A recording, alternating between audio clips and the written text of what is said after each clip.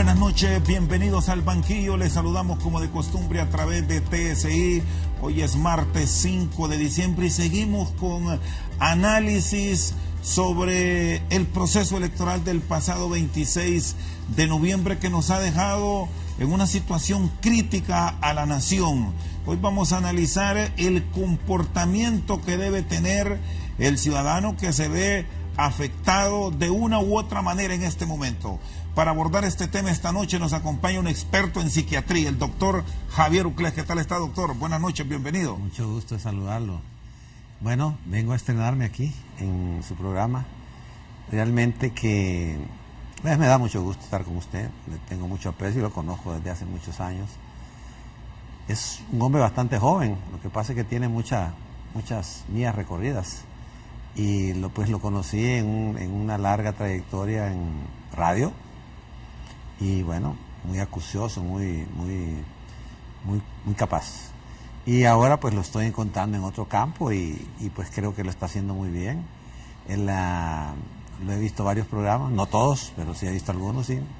Y se la juega muy bien, como dicen. Así que le quiero felicitar porque, bueno, este es un éxito suyo y de su familia. Conozco a su familia, a su esposa, y creo que deben de sentirse orgullosos. Y en Honduras debemos de sentirnos orgullosos de gente como usted. Muchas gracias, doctor Uclés.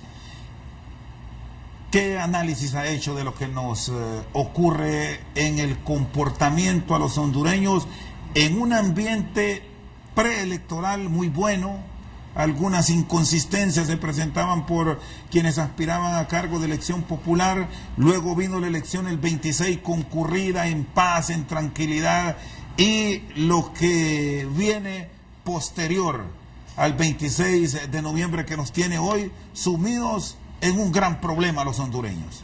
Bueno, como puede ver usted, yo vengo hoy con este broche con la bandera de Honduras. Y lo quise hacer de esa manera porque todos debemos entender que esto es lo más importante.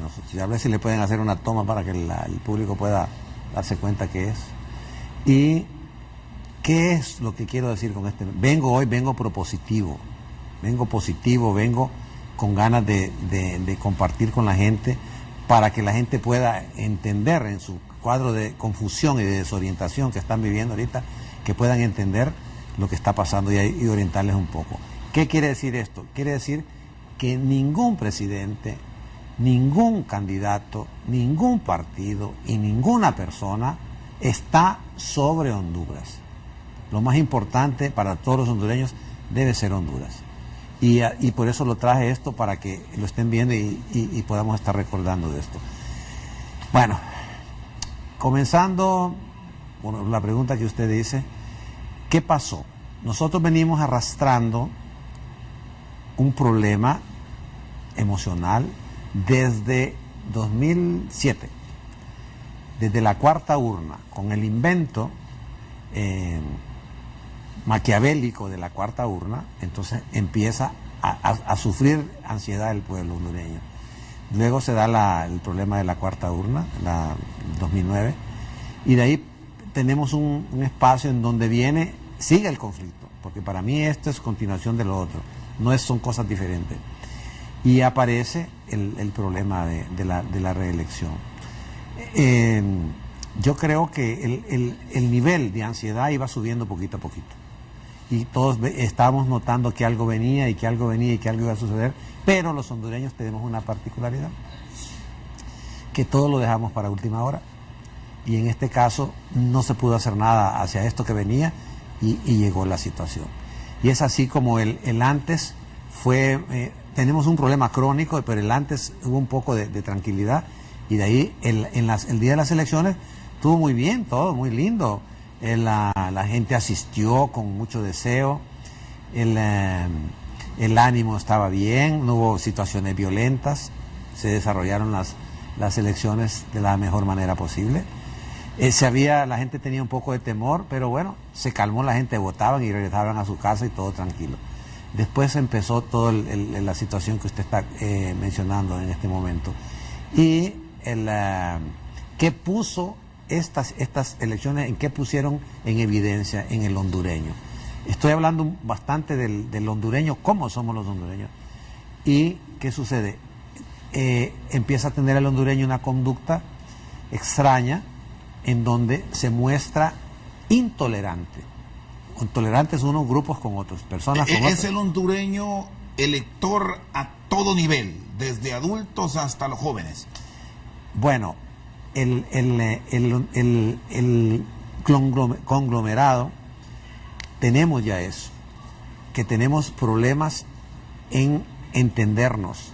Hemos perdido la capacidad de hablar, la capacidad de diálogo.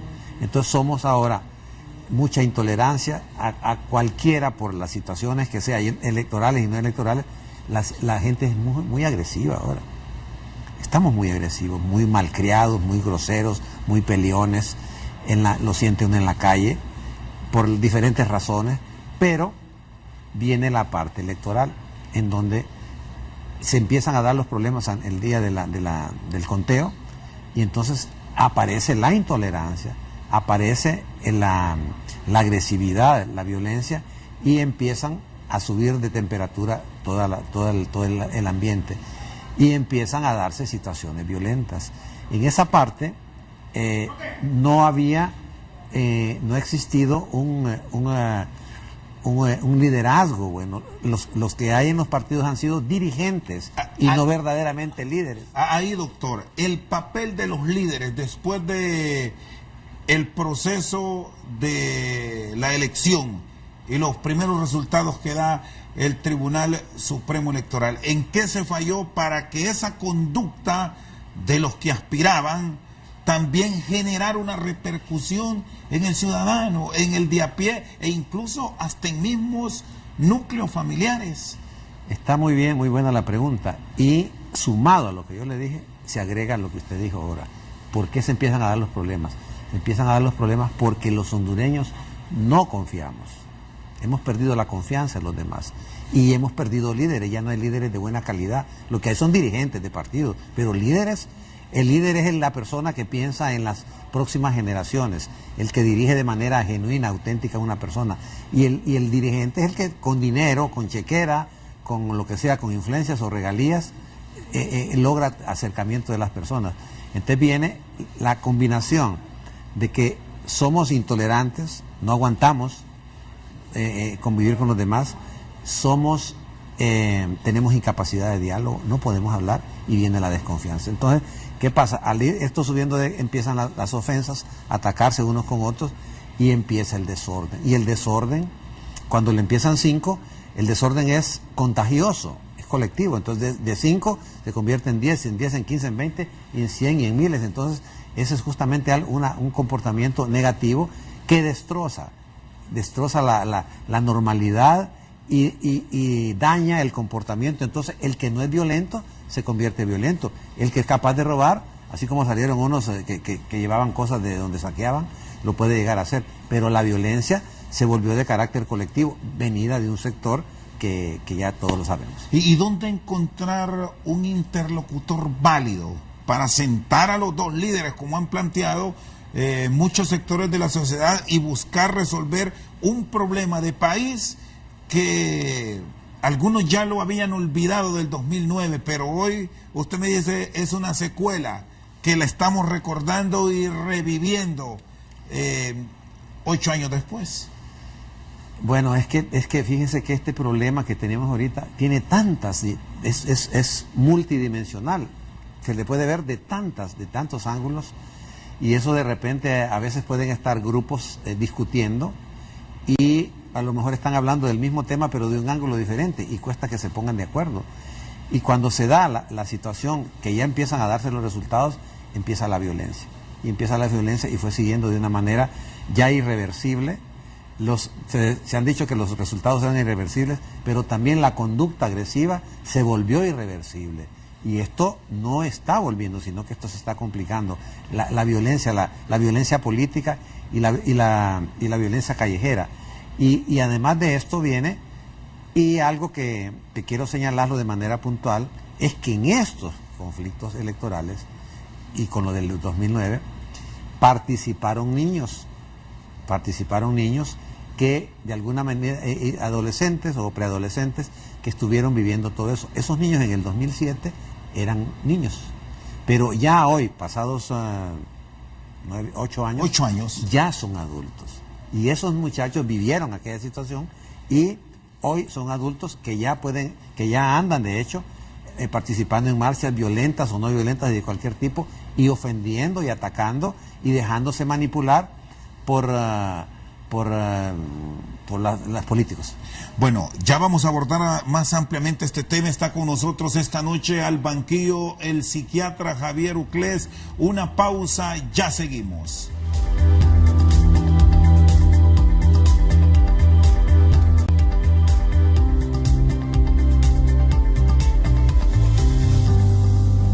Sigue con nosotros esta noche al banquillo el doctor Javier Uclés. El tema de los niños que me lo abordaba.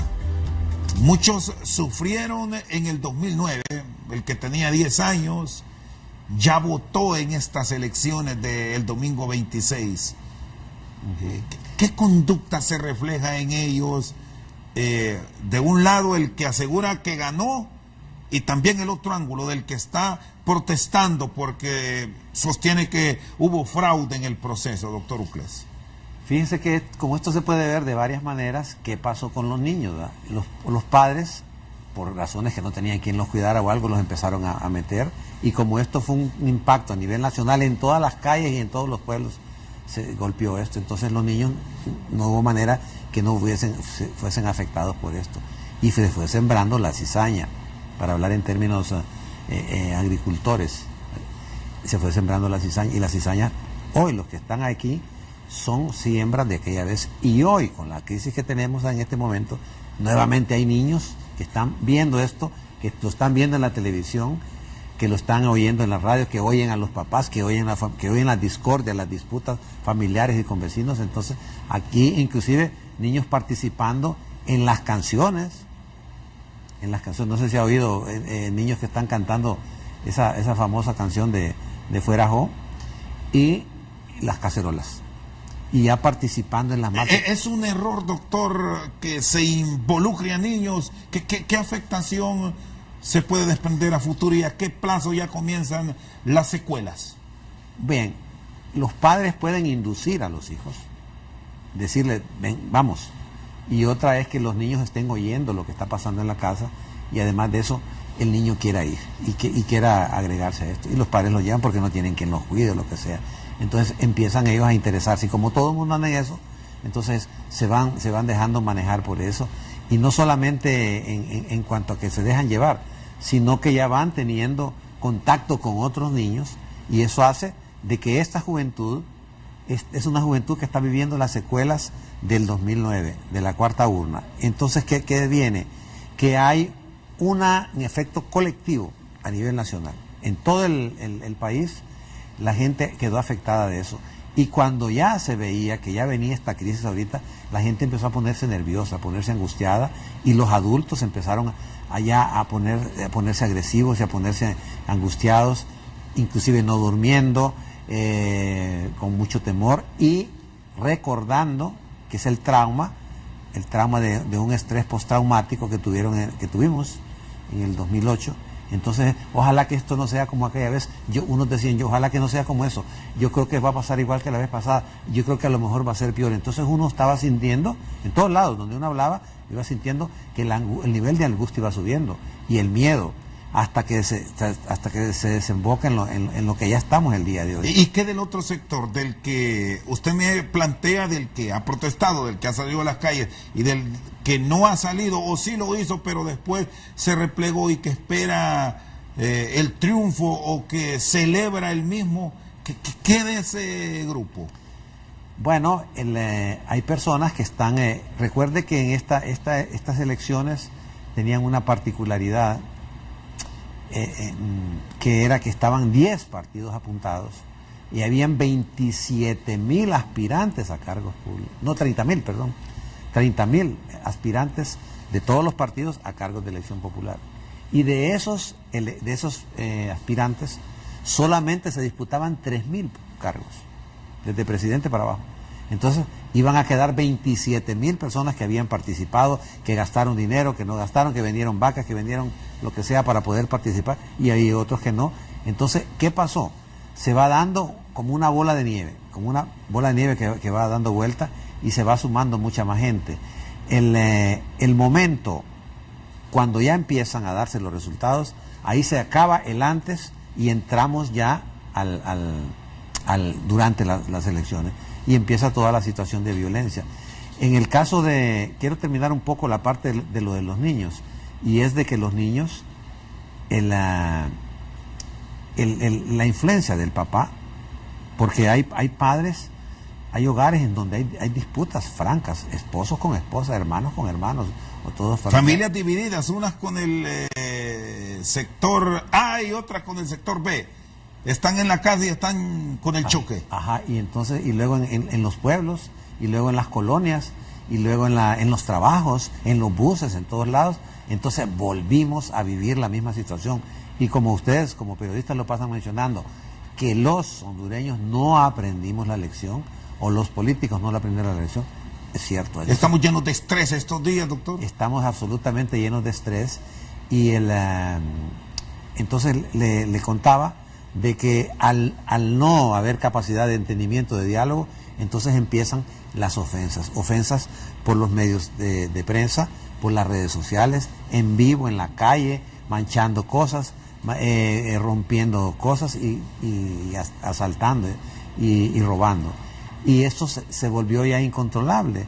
Y aparecen, cuando yo le digo que el hondureño no tiene capacidad de diálogo, Chendo, es porque precisamente hoy, el día de hoy, está enfrascado el país porque no tenemos capacidad de diálogo. Somos alto nivel de ofensa y poco nivel de diálogo. Entonces, ¿qué sucede con esto? Hace que haya un desorden, que haya una descomposición, y yo siento que el país está mucho más dañado porque hay una persistente conducta y actitud del hondureño a hacer daño. Y estamos dañando al país, nosotros nos estamos autodestruyendo, casi llegando a niveles de un suicidio político. En el tema de la juventud y de muchos niños, con esto que me menciona usted, doctor Uclés, de los medios alternativos, de redes sociales y el uso de las plataformas inteligentes, ¿qué tanto está cargando en este momento el ambiente y la polarización en el país? Bueno, es un monstruo de millones de cabezas, las redes sociales. Y las redes sociales, como cualquier otra cosa en la vida, tiene cosas positivas y cosas negativas. Pero en la situación en que estamos, es la efervescencia a su grado máximo, de negativismo y de ofensas y de groserías, una cosa terrible. Que esas redes provocan un efecto emocional terrible. La gente se pone nerviosa, se ponen a temblar, tiemblan de miedo, están asustados, no pueden dormir, tienen tristeza, altibajos emocionales. Por ratos se ponen bravos, por ratos se ponen tristes, por ratos se ponen desesperados, por ratos se desesperan, no pueden dormir, no pueden ni platicar, están distraídos porque si están haciendo algún trabajo o algo, aparece el tema que a todos se nos mete en la cabeza, y luego viene la dificultad para dormir, hasta para el apetito. Hay gente que tiene que estar encerrada en su casa porque el toque de queda así lo ordena, y hay disputas y hay conflictos. Pendiente la gente de qué puede pasar, pero hay un miedo generalizado. Y ustedes, los profesionales, doctor Uclés, usted que es un estudioso de la conducta, ¿qué recomiendan ante lo que hoy tenemos y que no es propio de las ciudades, de las urbes de Honduras, sino que en aldeas, en caseríos ahora la tecnología llegó? Bueno, fíjese que es interesante porque el hondureño está bien tecnificado. Uno ve en el campo, la gente está... todo campesino, puede ser que no tenga dinero, pero su celular lo anda y lo manejan muy bien. Entonces, en la comunicación ha aumentado notablemente. Pero para terminar un poco y continuar con lo que usted habla, las redes sociales, el impacto de las redes sociales es impresionante realmente. Y pues pudiese ser que cuando estuvimos aquel FIFI, que nosotros nos hubiese ayudado mucho lo de las redes sociales, como está sirviendo ahora que está tan diseminado. Pero las redes sociales en estas elecciones han jugado un papel importante, negativamente y positivamente. Y es así como esto nos tiene mucho más afectados. Y a esto quiero agregarle ¿Qué es eso? Las redes sociales es una comunicación tecnológica espontánea, y luego vienen los medios de comunicación con la repetición de la noticia. No solamente la gente se está informando, sino que quiere estar permanentemente como una adicción, viendo la pantalla, oyendo el radio, a ver qué es lo que está pasando. Y a lo mejor están repitiendo lo mismo.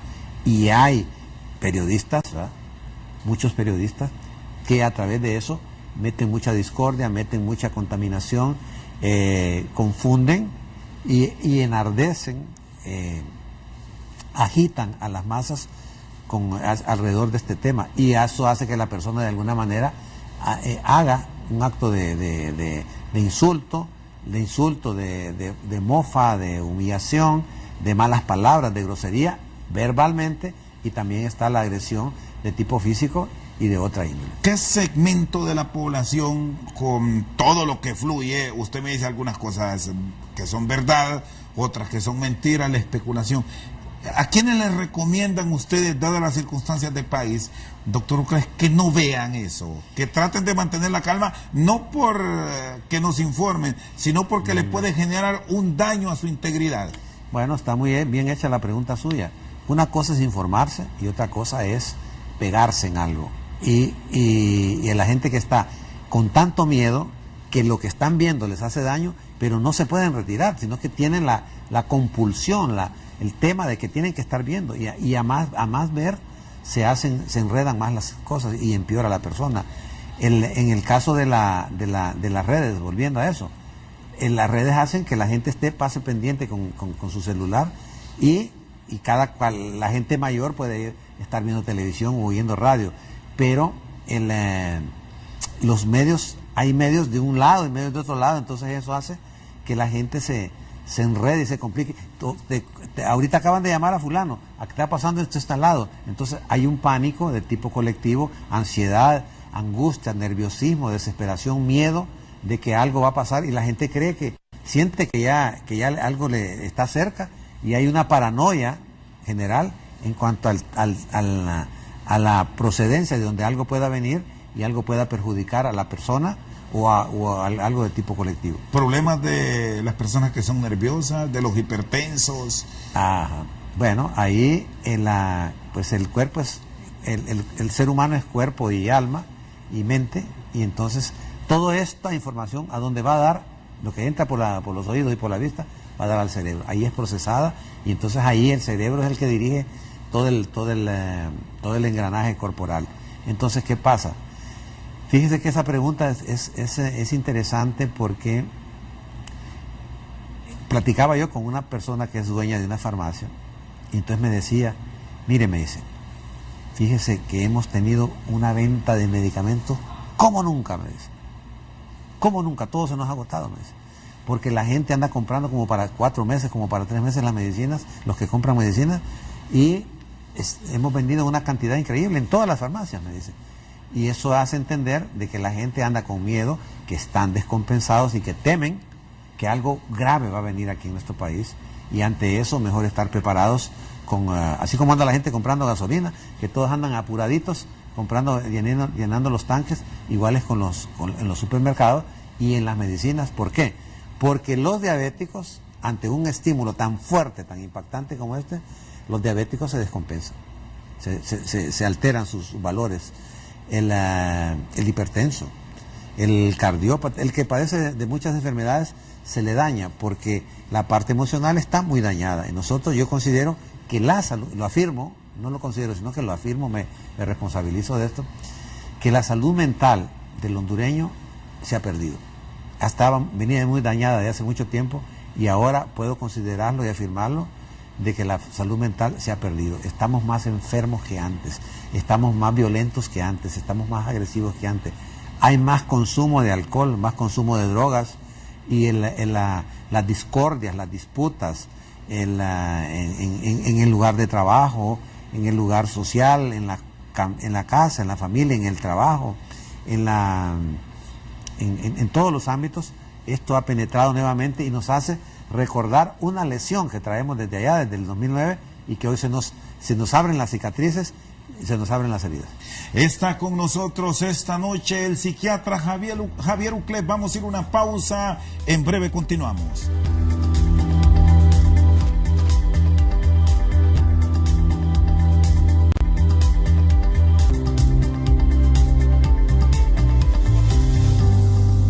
Sigue con nosotros el doctor con especialidad en psiquiatría, Javier Uclés. Me dice que hay un deterioro de la salud del hondureño. Se han disparado en estos días las atenciones en los hospitales psiquiátricos, en las clínicas privadas, donde ustedes despachan. ¿En qué promedios, doctor? Bueno, yo creo que se ha triplicado. Está triplicado. Cuando me dice que se triplica, usted en un día normal, ¿cuántas personas atiende? Bueno, es que es variable, pero no es tanto el número, sino que es que la persona, uno tiene, como profesional de la psiquiatría, yo por lo menos yo lo hago, es preguntarle. Una cosa es que el paciente lo estoy viendo y que ya conozco su problema, y yo debo de preguntarle, ¿qué efecto? Yo le pregunto, o si no el paciente me lo comenta. Mire, doctor, fíjese que toda esta situación que está, necesito cita con usted, deme una cita porque yo necesito verlo, porque yo me siento mal. ¿Qué es lo que más le preguntan? Entonces, lo que preguntan es, ¿a qué se debe lo que está pasando? Y esta explicación que yo estoy dando aquí con ustedes es como una repetición de lo que yo tengo que hacer con el paciente. No solamente hay que decirle, tómese las pastillas, sino que hay mucha desorientación, hay mucha confusión, y la gente se lleva hay mucho chisme, hay mucho rumor, y entonces la gente se asusta y me dicen, ¿y qué va a hacer? ¿Será que me tengo que ir del país? ¿Será qué va a pasar con mi familia? Yo no quiero salir de mi casa, ya quiero estar solo en la casa, y con esas noticias que están dando de una y otra manera. Entonces la gente cae en crisis, en una crisis nerviosa que se va haciendo de tipo colectivo. Y cuando yo le decía a usted que esta campaña pasó de llamarse campaña, pasó a llamarse crisis, y de crisis pasó a una situación de emergencia, en donde ya la intensidad del problema subió notablemente, y entonces vienen las enfermedades mentales. El que no tiene enfermedades mentales empieza a tener síntomas mentales, y el que ya los tenía se aumentan, y eso provoca una descompensación. La gente está buscando la manera de protegerse, y todo es una incertidumbre. No se sabe qué va a pasar, no se sabe cuándo esto va a terminar. Se sabe que hay violencia, se sabe que hay peligro, puede la gente morir o ser agredida en la calle. El que va manejando tiene miedo de que le golpeen el carro, que le tiren una pedrada. El que trabaja ahorita precisamente aquí en su lugar de trabajo, una señora me saludó y me dijo, yo estoy impactada, me dice, yo estoy asustada, me dice, yo tengo esposo, tengo familia, y cuando van a salir, va a salir uno y no aparece y no llega. Entonces, por suerte hay celulares para poderse comunicar, pero a veces la gente, por andar con el celular en la calle, no lo muestran por asunto de robo.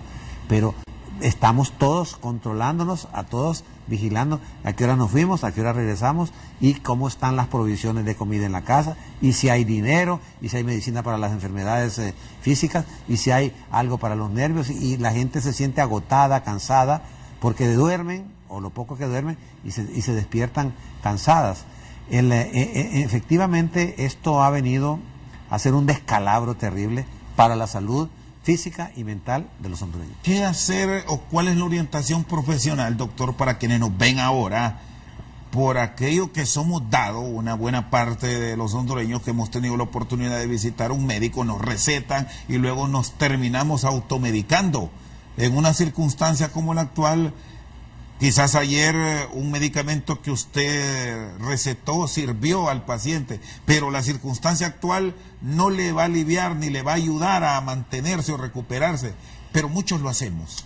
Sí, bueno, la automedicación es algo que existe en todo el mundo. Realmente que esto existe en todo el mundo, en que la persona le dice al primo, al pariente, al papá, a la mamá, al hijo, al hermano, tomate esto que a mí me sirve. Y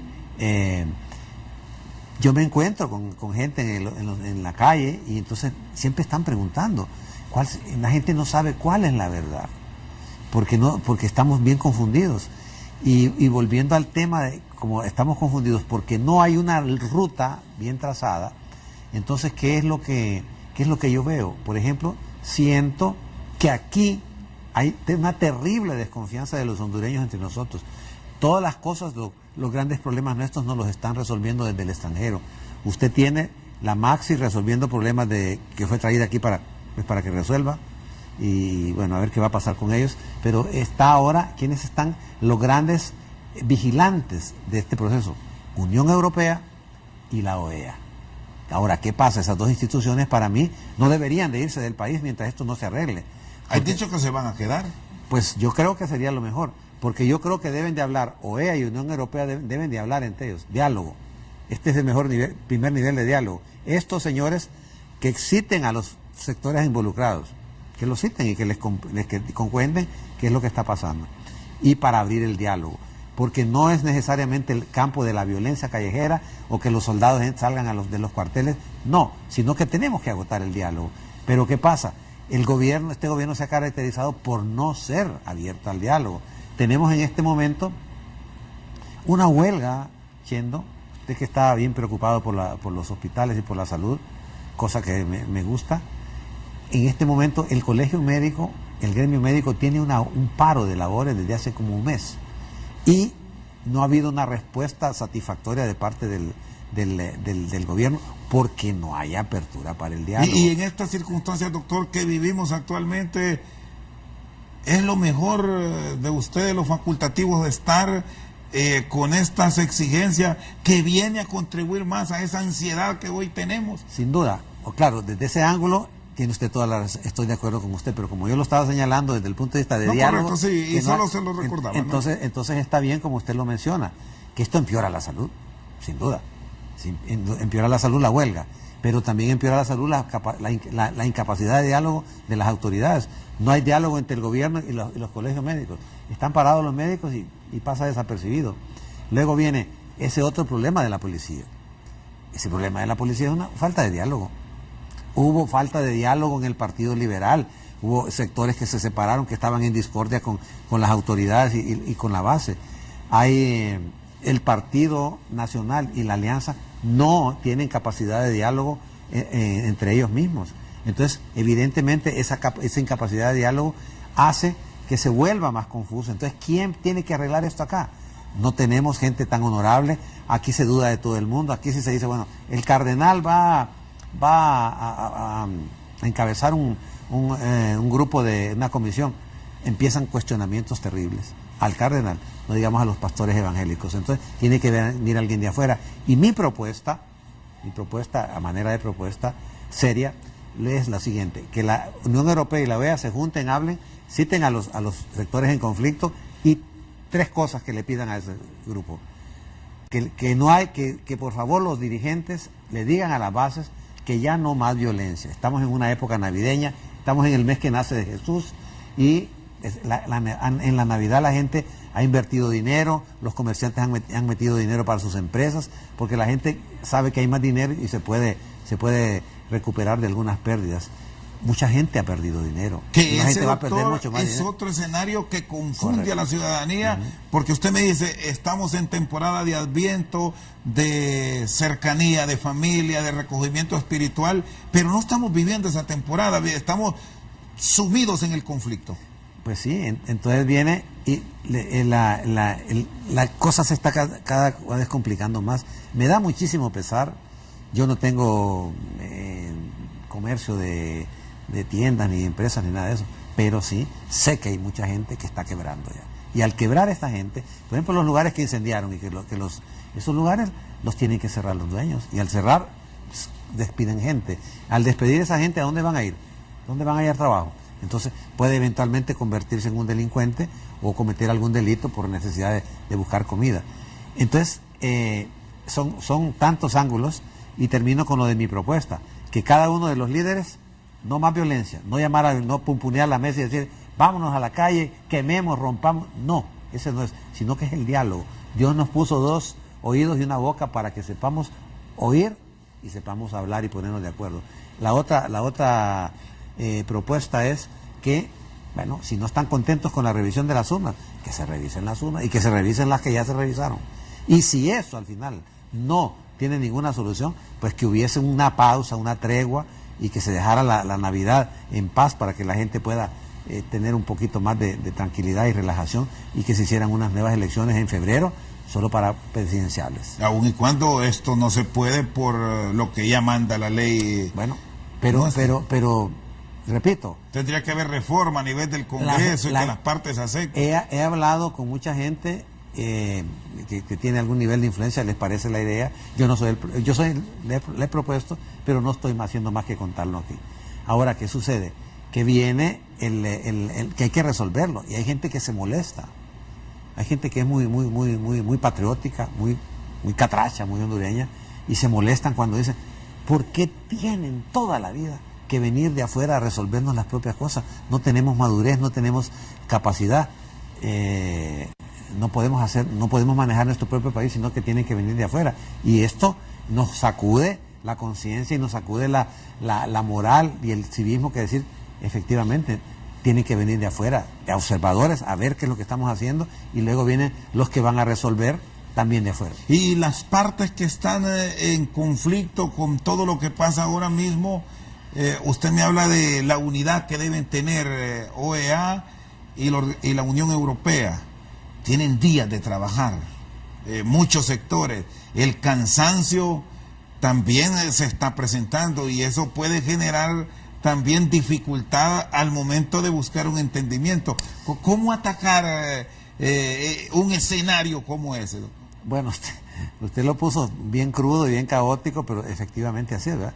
Los que están en pleito de electoral se agotan, se cansan, y también esta gente que viene de afuera, porque creyeron que esta iba a ser una elección que ya era casi de puro trámite y terminaba y se iban. Con la tecnología que tenemos en pleno siglo XXI, otros países lo resuelven a la medianoche del 26, esto debió estar finalizado y aquí ya llevamos 9 días y al paso que vamos nos toma la Navidad. Usted dijo otros países, justamente ahí es donde está la diferencia con nosotros, que no tenemos capacidad para eso, no tenemos capacidad de diálogo. Por ejemplo, hay gente que es afín a las Fuerzas Armadas que lo que están diciendo, dentro de las mismas especulaciones, no, que aquí se dio otro golpe de Estado y que entre las Fuerzas Armadas.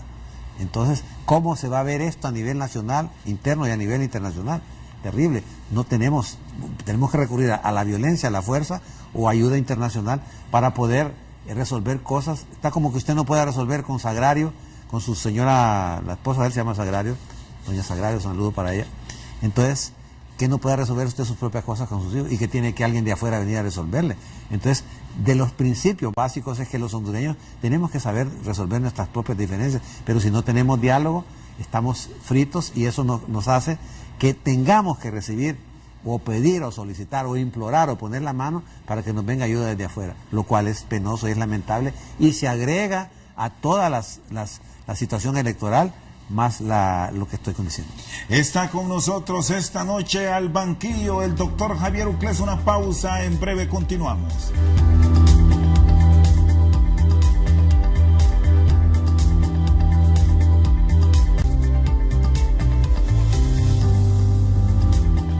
Sigue con nosotros el doctor Javier Uclés.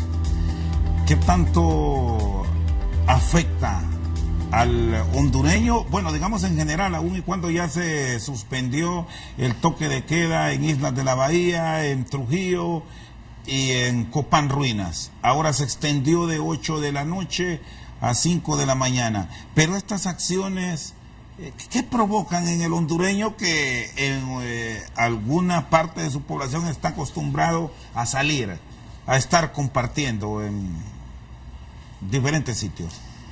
Bueno, fíjese que usted señalaba los lugares turísticos. A mí me parece que fue atinada esa parte de permitirle que en los lugares de turismo se haya más flexibilidad.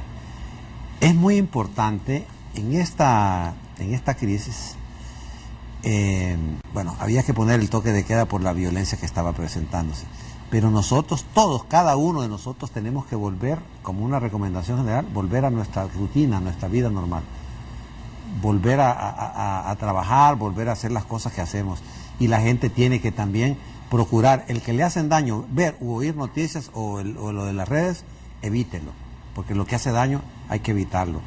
Otra cosa, la gente puede hacer ejercicio, porque para de poder el estrés, poderlo desviar hacia otro lado. Tienen que tener cuidado con la alimentación. Hay gente que por estrés come mucho y se suben de peso, y como ahora la gente tiene que estar encerrada en familia, entonces pueden comer mucho La más. ansiedad lo hace comer. La ansiedad lo hace comer, o le quita el hambre, o le quita el sueño. Y después viene el consumo de alcohol. El consumo de alcohol se ha aumentado notablemente. Y no es solo porque es época navideña, sino que es porque, bueno, ante una situación de esta hay que calmarse con algo y la gente recurre al alcohol. Pero ¿qué pasa? El alcohol es un arma de dos filos. Así como puede tranquilizar un poquito, puede poner más agresivas a las personas. Y luego el alto consumo de drogas que hay en Honduras. Hay un alto consumo de drogas que es visible y que es notorio, uno lo ve en los pacientes y en los hospitales generales y psiquiátricos. El alto consumo de sustancias. Y recuerde que aquí estamos consumiendo, produciendo y traficando drogas.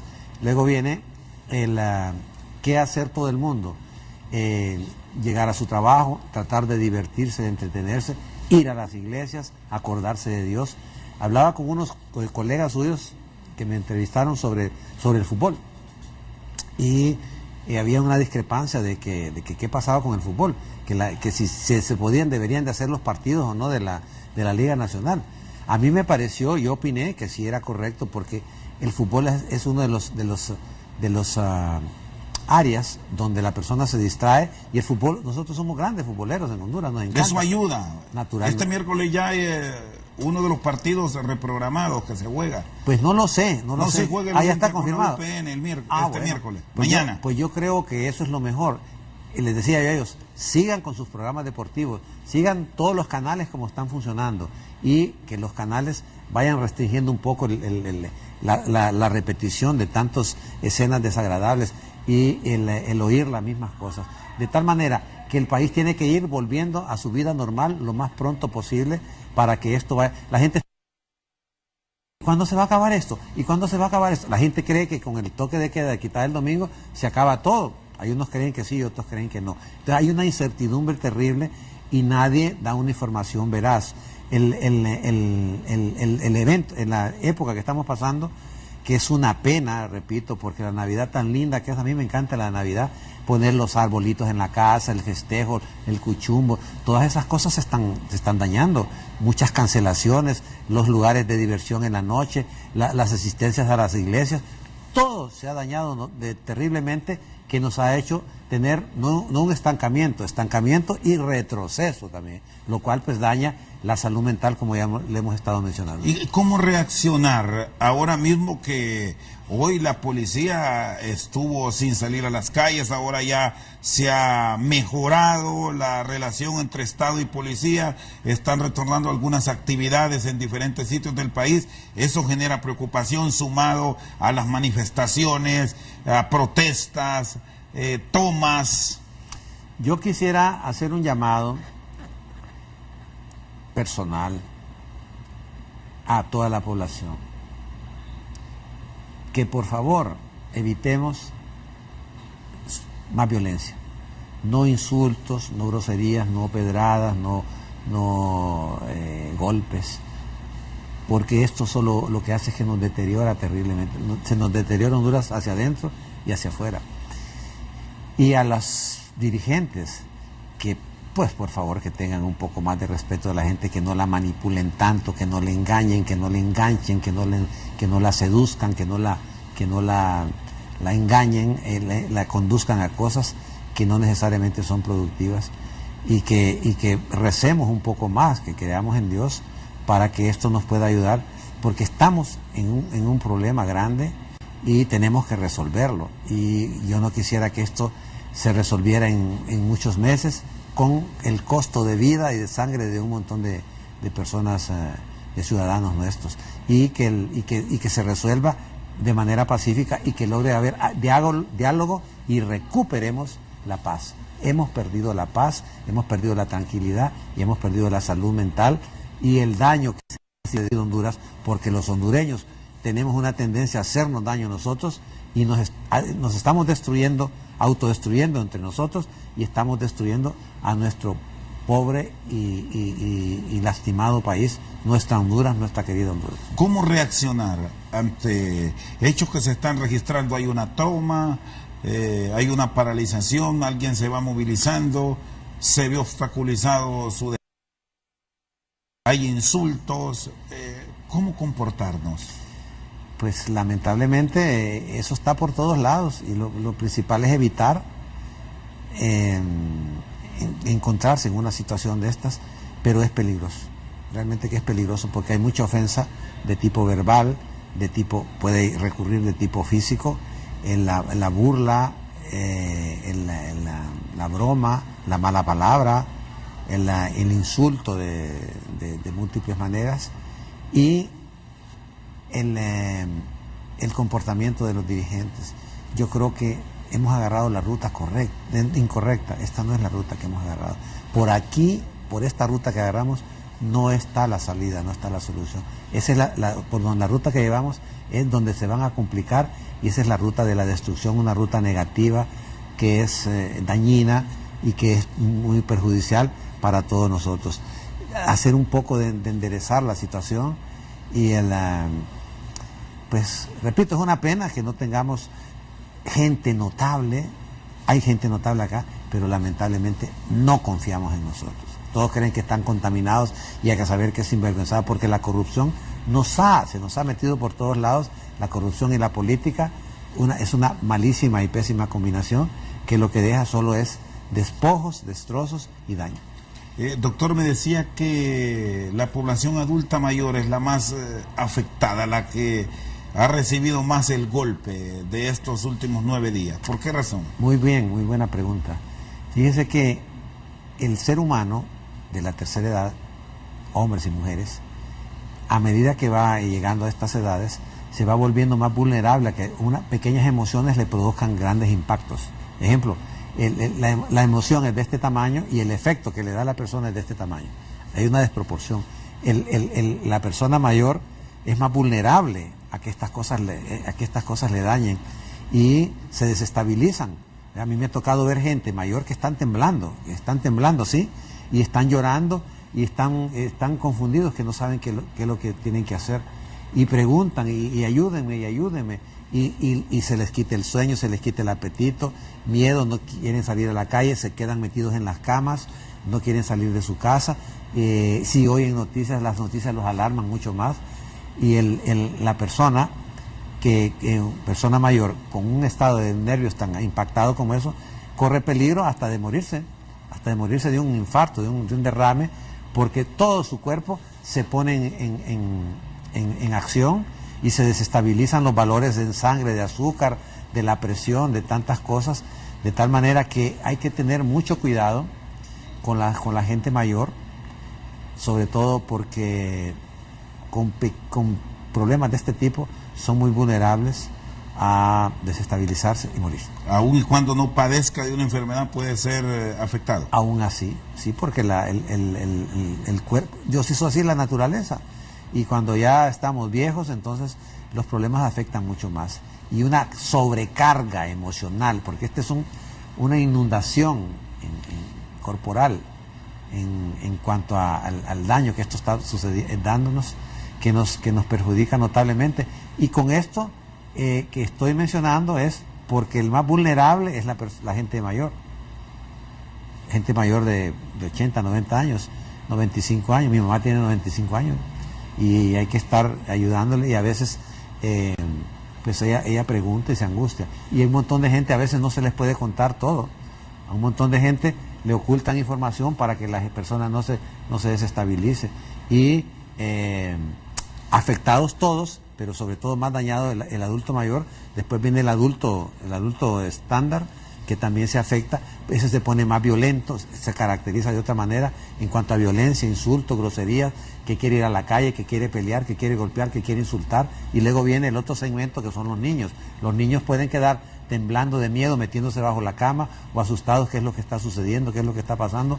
Aprender a convivir con la violencia, y eso hace, como lo decía al principio de su programa, que el niño de hace 8 años hoy es un adulto, y los niños de hoy que están viendo y oyendo, participando, a veces yo los veo en las marchas, andan con niños. Entonces estos van a quedar en ellos sembrada la cizaña para que más adelante se conviertan de espectadores de testigos se conviertan en protagonistas. Doctor Javier Uclés, muy amable. Encantado. Feliz noche. Gracias por la invitación. Esta noche con nosotros al banquillo el psiquiatra Javier Uclés. Por su sintonía, muchas gracias. Feliz noche.